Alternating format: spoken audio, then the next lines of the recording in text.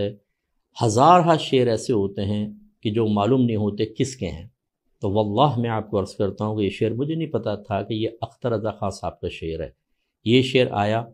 اور ہماری مسجد میں جیسا ماحول تھا کہ معلل بالاغراض میں عقائد کے بارے میں بیانات کر رہا تھا، تو اسی کے تناظر میں پھر میں نے اس کا جواب دیا، جو جواب میری نظر میں بالکل پرفیکٹ تھا کہ بظاہر اس سے ایسا لگ رہا ہے کہ اللہ تبارک و تعالیٰ کے فعل کے لیے پہلے غرض تھی، اس کی وضاحت کر دی کہ وہ اللہ کے افعال معلل بالاغراض نہیں ہوتے، حکمت کے ساتھ ہوتے ہیں، لیکن جب وہ ظہور پذیر ہوتے ہیں تو ہزارہ ان کے ساتھ غرضیں وابستہ ہوتی ہیں۔ پھر میں نے ایک جملہ یہ کہا کہ اس شعر کو پبلک میں نہ پڑھا جائے، چونکہ مجھے اس کے شاعر کا علم نہیں تھا۔ اگر مجھے یہ پتہ ہوتا کہ یہ اختر رضا خان صاحب کا شعر ہے تو میرا جواب یوں ہوتا کہ اس کو آپ بالکل پبلک میں پڑھیں کہ ہمارے اکابرین کے اشعار نہیں پڑھے جائیں گے تو کس کے پڑھے جائیں گے، لیکن وضاحت کے ساتھ تھوڑا سا پڑھ دیں، یا اگر ہو سکتا ہے کہ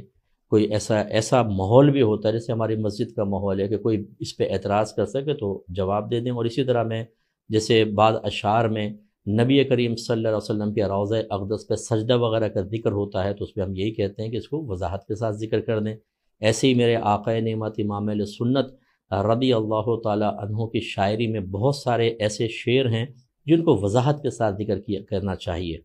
تو مقصود کوئی خدا نخواستہ منع کرنا نہیں تھا،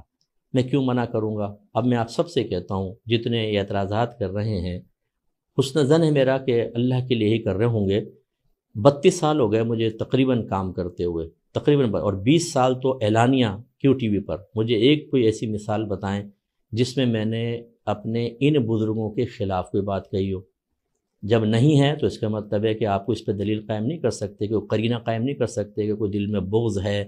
یا کوئی خدا نخواستہ بے ادبی کے قصد و ارادہ ہے۔ اس کا مطلب یہ ہوا کہ یہ جو کچھ ہوا ایک مس انڈرسٹینڈنگ، ایک غلط فہمی کی بنیاد پر تھا اور لا علمی کی بنیاد پر تھا۔ اب اس میں طریقہ کار بہرحال کیا ہونا چاہیے تھا اس پہ میں کلام کرتا ہوں، لیکن میری وضاحت یہ ہے کہ ہمارے جو یہ اکابرین ہیں ان کے شعر نہیں پڑھیں گے تو کن کے شعر پڑھیں گے؟ میں تو جو غیر عالم شعراء ہیں چاہے کتنے معروف کیوں نہ ہوں، میں کہتا ہوں ان کے شعر بھی بڑی احتیاط سے پڑھیں، اور ان اکابرین کے شعر تو آنکھیں بند کر کے پڑھیں۔ ہاں ایسے اشعار کہ مقتضۂ حال یہ ہو کہ اس کو وضاحت کے بغیر نہ پڑھا جائے، وضاحت ضرور کریں۔ مجھے امید ہے کہ آپ بات سمجھ